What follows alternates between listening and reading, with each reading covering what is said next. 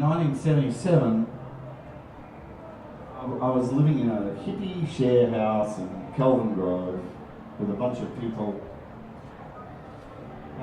Stephen Pritchard, who, anyway, Stephen introduced me to Mal Skewis. I had really long hair, I was a pot smoker, and we had like a communal garden, and I was on the dole, and I think we were, I got this guitar actually, I think. No, not this one.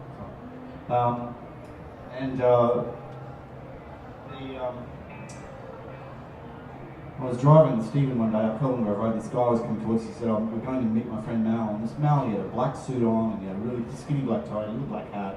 He was extremely groovy and very thin. And anyway, Mal came over, and I think for the very first time in my life, I got absolutely plastered on vodka and smashed this window. I was so violent.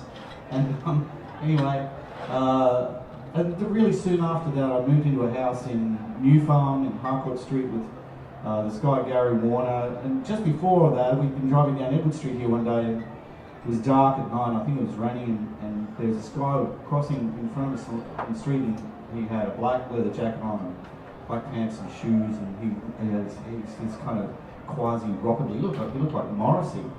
And I said, who is that guy? And Gary said, that's Johnny Burnaway. And I thought, that is the best name. Johnny Burnaway is the best name I've ever heard for anyone.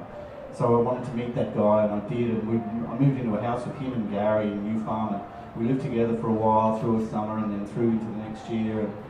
And then it's all sort of split up, and Johnny moved to Sydney with his brother Michael Horan, who I met as well. And Michael was in the Riptides, and they'd moved to Sydney, Mark Callahan, all that sort of stuff.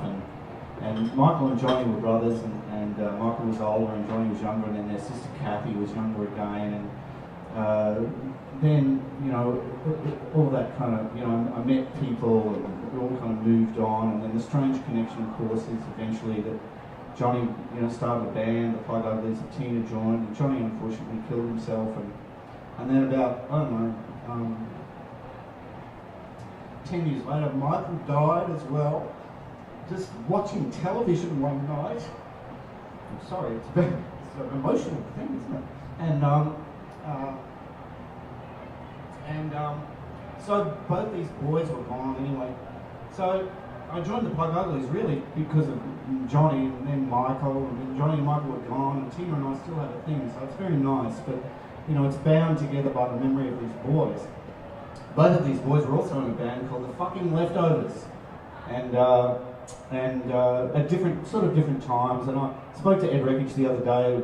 Leftovers were Warren and Ed's band, really, and Warren's long gone and Ed's still around. Michael and Johnny are gone, Smith's gone. Everybody goes, and we all got to go sometime. And anyway.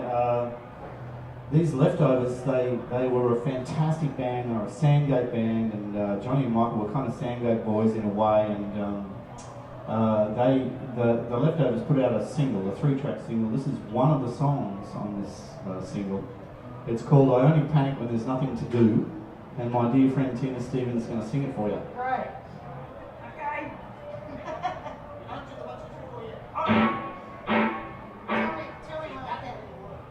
Okay. At least I can see the lyrics tonight. That's good.